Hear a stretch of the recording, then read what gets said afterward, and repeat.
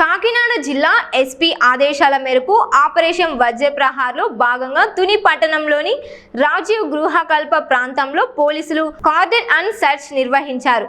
తెల్లవారుజాము నుంచి ప్రతి ఇంటిని పరిసర ప్రాంతాలను క్షుణ్ణంగా తనిఖీ చేశారు. శాంతి భద్రతలకు విఘాతం కలిగించే వ్యక్తులతో పాటు అనుమానాస్పద కార్యకలాపాలపై ప్రత్యేక నిఘా పెట్టారు. సరైన పత్రాలు, నెంబర్ ప్లేట్లు లేని వాహనాలను గుర్తించి మొత్తం 13 ద్విచక్ర వాహనాలను స్వాధీనం చేసుకున్నారు. నేరాల నియంత్రణలతో పాటు మాదక ద్రవ్యాల వినియోగాన్ని అరికట్టడమే ఈ ప్రత్యేక తనిఖీల ప్రధాన ఉద్దేశమని ఎస్ఐ విజయ్ బాబు తెలిపారు. ప్రజలు పోలీసులకు సహకరించి అనుమానాస్పద సమాచారం వెంటనే అందించాలని ఆయన కోరారు. కార్యక్రమంలో పోలీస్ సిబ్బంది పాల్గొన్నారు.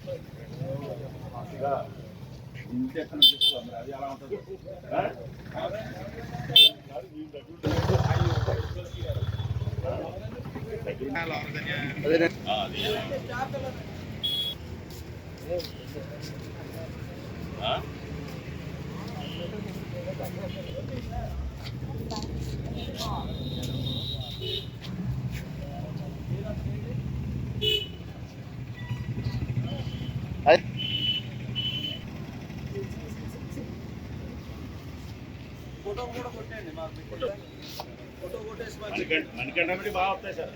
మణికంఠమటికి మరి కాస్ట్లీ కూడా కదండి. ఆదేశాల మేరకు అలాగే మా పెద్దాపురం డిఎస్పీ గారు అయినటువంటి ఈబీజీ గారి నిర్వహణలో తుని టౌన్ పరిధిలో ఉన్నటువంటి రాజీవ్ గృహకల్పనందు మా తుని టౌన్ ఇన్స్పెక్టర్ గారు సీతారాం గారు అలాగే మా స్టాఫ్ అంతా కలిపి ఈరోజు కార్డినెన్స్ సెర్చ్ నిర్వహించడం జరిగింది. ఎటువంటి కొత్త వాళ్ళు వచ్చినా కానీ వాళ్ళ యొక్క యాంటీసిడెంట్స్ చెక్ చేయడానికి, అలాగే ఈ మధ్య ఏంటంటే ఎక్కువగా చాలా మంది స్టోలెన్ వెహికల్స్ అన్ని కూడా తాకట్లు పెడుతున్నారు. తాకట్లు పెట్టి వీళ్ళు ఏం చేస్తున్నారు, వీళ్ళు తెలుసుకోకుండా రికార్డు లేకుండా కూడా ఈ బళ్ళు తాకట్టు పెట్టుకుంటున్నారు. ఇలాంటివి అలాగే ఏమైనా క్రిమినల్ రికార్డ్స్ ఏమన్నా వెరిఫై చేయడం, అలాగే ఇక్కడ ఏమన్నా గంజాయి కానీ సారాయి కానీ ఏమన్నా అమ్ముతున్నారా, లేకపోతే ఎవరైనా దానికి ఎడిక్ట్ అయ్యారన్న కోణంలో ఈ కార్డన్ అండ్ సెర్చ్ నిర్వహించడం జరిగింది. దీంట్లో మొత్తం రికార్డ్ లేని వెహికల్స్ మొత్తం ఒక 13 వెహికల్స్ ని సీజ్ చేయడం జరిగింది. ఆ రికార్డ్స్ కన్సర్న్ ఓనర్స్ ఎవరైతే ఉన్నారో ఆ ఓనర్స్ ఆ రికార్డు సబ్మిట్ చేసి దాన్ని వెరిఫై చేసి పంపించడం జరిగింది.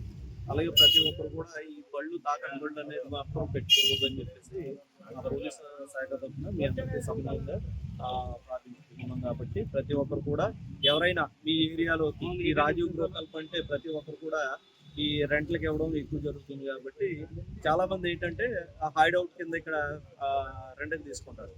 అలా రెంట్కి ఇచ్చేటప్పుడు ముందుగా వాళ్ళ యొక్క ఆధార్ కార్డులు, గుర్తింపు పత్రాలు ఒకసారి అడిగి, ఒకవేళ మీకు ఏమైనా అనుమానం ఉంటే స్థానిక పోలీస్ స్టేషన్ మా దగ్గరికి వస్తే వాళ్ళు వెరిఫై చేసి మేము మీకు క్లియరెన్స్ ఇవ్వడం జరుగుతుంది.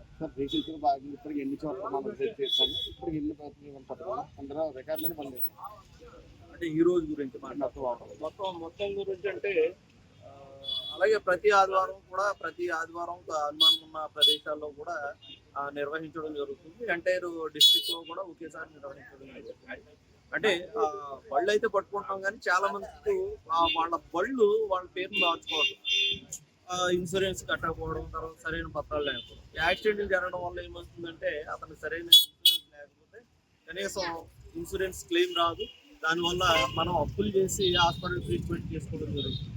అలాగే ప్రతి ఒక్కరు కూడా ఈ బళ్ళు విషయాల్లో కూడా చాలా చిన్నపిల్లలకి ఇవ్వడం, వాళ్ళ మైనర్స్కి డ్రైవింగ్ ఇవ్వడం, నలుగురు ఎక్కడం జరుగుతుంది. కాబట్టి వాళ్ళకు కూడా మేము హెచ్చరిస్తున్నాం. ఇటువంటి పరిస్థితులు ఏమైనా మళ్ళీ రిపీట్ అయితే మాత్రం కఠిన చర్యలు తీసుకుంటామని చెప్పేసి